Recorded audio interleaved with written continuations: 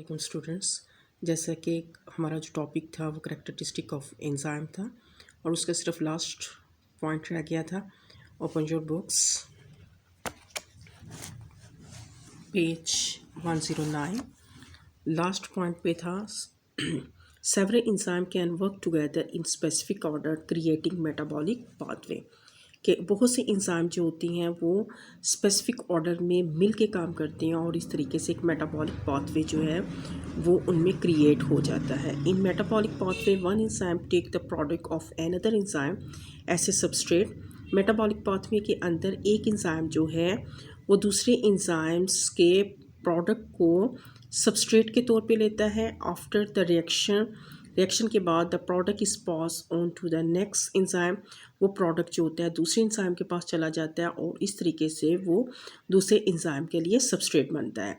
कि बहुत से एंजाइम जो होते हैं वो स्पेसिफिक ऑर्डर में मिल के काम करते हैं जिसकी वजह से मेटाबॉलिक पाथवे बन जाता है। मेटाबॉलिक पाथवे में एक एंजाइम दूसरे एंजाइम के प्रोडक्ट को सबस्ट्रेट के तौर पे रहता है। फिर जब वो रिएक्शन हो जाता है तो वो प्रोडक्ट जो होता है दूसरे एंजाइम के पास चला जाता है और दूसरे एंजाइम के लिए क्या बन जाता है, सबस्ट्रेट बन जाता है। फॉर एग्जांपल 9th क्लास जब हम फॉर एग्जांपल डाइजेशन कर रहे होते हैं, टॉपिक कर रहे होते हैं, तो प्रोटीन जब हमारे स्टमक के अंदर आती है तो प्रोटीन तो हमारी स्टमक की जो वॉल्स होती हैं वो एंजाइम्स खारिज करती हैं गैस्ट्रिक जूस। उस गैस्ट्रिक जूस के अंदर एक एंजाइम्स होता है, पेप्सिन एंजाइम्स होता है जिसने सिर्फ प्रोटीन के ऊपर काम करना होता है। तो वो एंजाइम जो है वो प्रोटीन को पेप्टाइड्स के अंदर चेंज कर देता है। पेप्टाइड्स क्या है, ये प्रोटीन की सिंपलेस्ट फॉर्म होती है, ठीक है। पेप्टाइड्स में चेंज करता है। अब यहाँ पे प्रोटीन सबस्ट्रेट है किसके, पेप्सिन जब उस पर रिएक्ट करता है उसको पेप्टाइड्स में चेंज करता है तो वो क्या बन जाता है, प्रोडक्ट। जब वो वो प्रोटीन वाली खुराक जो होती है, पेप्टाइड्स वाली खुराक जो होती है, जैसे हम मटन खा रहे हैं या प्रोटीन वाली दालें वगैरह खा रहे हैं, अंडा वगैरह खा रहे हैं, तो वो क्योंकि उसके अंदर प्रोटीन होती है, वो प्रोटीन जो होती है वो पेप्टाइड्स में चेंज होती है। जब वो पेप्टाइड्स वाली डाइट जो होती है वो हमारे स्मॉल इंटेस्टाइन के अंदर आती है तो पेप्टाइड्स पे एक और एंजाइम जो है जिसका नाम होता है ट्रिप्सिन एंजाइम होता है, वो उसको सिंपलेस्ट फॉर्म इमानो एसिड में चेंज कर देता है। अब यहाँ पे उसने कहा कि प्रोडक्ट, यहाँ पे ये इसके प्रोडक्ट इसके लिए क्या बन गए, ट्रिप्सिन के लिए क्या बन गए, सबस्ट्रेट बन गए। और इस तरीके से वो मेटाबॉलिक पाथवे में काम करती हैं कि एक एंजाइम के जो प्रोडक्ट्स होते हैं वो दूसरे एंजाइम के क्या बन जाते हैं, सबस्ट्रेट बन जाते हैं। तो जिसकी वजह से एक मेटाबॉलिक पाथवे जो है वो क्या हो जाता है, क्रिएट हो जाता है। स्टूडेंट्स ये आपके करैक्टरिस्टिक वेरी इंपॉर्टेंट थे। यहाँ पे आपका आ जाएगा डिफाइंड मेटाबॉलिक पाथवे। तो आपने यहाँ से डेफिनेशन देनी है metabolic pathway. One enzyme take the product of another enzyme as a substrate. After the reaction product is pass to the next enzyme, ठीक है। इसके बाद यूजेस ऑफ एंजाइम्स आ जाते हैं। ये लॉन्ग क्वेश्चन से इंपॉर्टेंट है। Enzymes are extensively use in different industry for fast chemical reaction. For example food industry, enzymes that break starch into simpler sugar are used in the production of white breads, buns.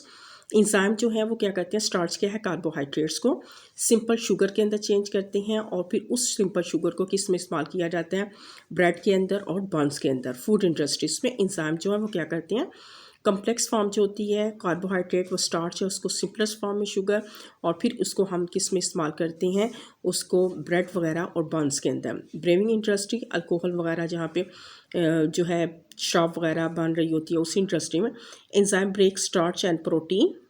Enzyme starch और protein को break करते हैं।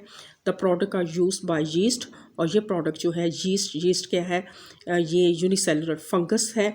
For fermentation एक ऐसा process होता है जिसमें oxygen इस्तेमाल नहीं होती और ये एनारोबिक रेस्पिरेशन की फॉर्म होती है। एनारोबिक रेस्पिरेशन वो रेस्पिरेशन होती है जिसके अंदर ऑक्सीजन जो है वो इस्तेमाल नहीं होती, और जो ऑक्सीजन की गैर मौजूदगी में वो जो है उसमें ब्रेक डाउन जो है ग्लूकोज जो होती है या स्टार्च वगैरह जो होती है, शुगर वगैरह जो होती है वो ब्रेक डाउन हो जाती है।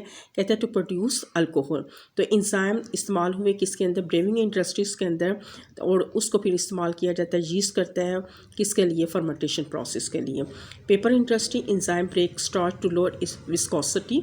इंजाइम जो है वो स्टार्च की क्या करते हैं, इसकी विस्को गाढ़ापन को ख़त्म करती हैं and aid in making paper, और इस तरीके से पेपर बनाने में हेल्प करते हैं। एड्स कहते हैं हेल्प करना, विस्कोसिटी गाढ़ापन लोअर उसको कम करने के लिए इंजाइम जो है क्या करते हैं, स्टार्च की विस्कोसिटी को कम करते हैं और इस तरीके से पेपर बनाने की इंडस्ट्री में इस्तेमाल होते हैं।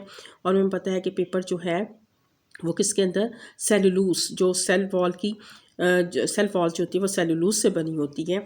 तो उस सेलुलोज से, वो सेलुलोज क्या है, स्टार्च की फॉर्म होती है और वो सेलुलोज को ब्रेक डाउन करने के लिए, उसकी विस्कोसिटी कम करने के लिए, उसका गाढ़ापन कम करने के लिए उसमें इंजाइम इस्तेमाल होती हैं और वो इंजाइम जो है उसको पेपर मेकिंग बनाने में इस्तेमाल होती हैं। बायोलॉजिकल डिटर्जेंट जितने ये सर्फ आ रहे हैं, सर्फ आते हैं, साबुन वगैरह आती हैं, protein enzymes are use for the removal of protein stain from cloth.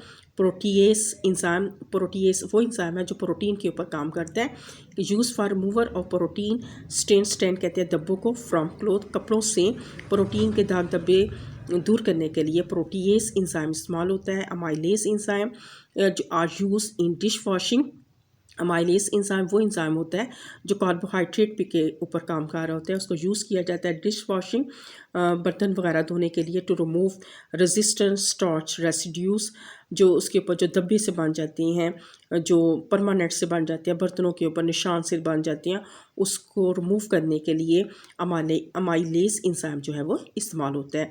तो फूड इंडस्ट्री के लिए अंदर, ब्रेवर इंडस्ट्री के अंदर, पेपर इंडस्ट्री, बायोलॉजिकल डिटर्जेंट के अंदर इंजाइम जो है उसको हम लोग इस्तेमाल करते हैं। तो ये आपका क्वेश्चन आएगा, right the uses of enzyme in the different industries. ठीक है, तो आपने यहाँ से लेकर यहाँ तक करना है। तो आज आपका क्वेश्चंस जो है वो लॉन्ग क्वेश्चंस था और एंड आखिरी एक करेक्टरिस्टिक था इंशाल्लाह ताला, क्योंकि फैक्टर जो है वो आपके स्मार्ट सिलेबस में नहीं है।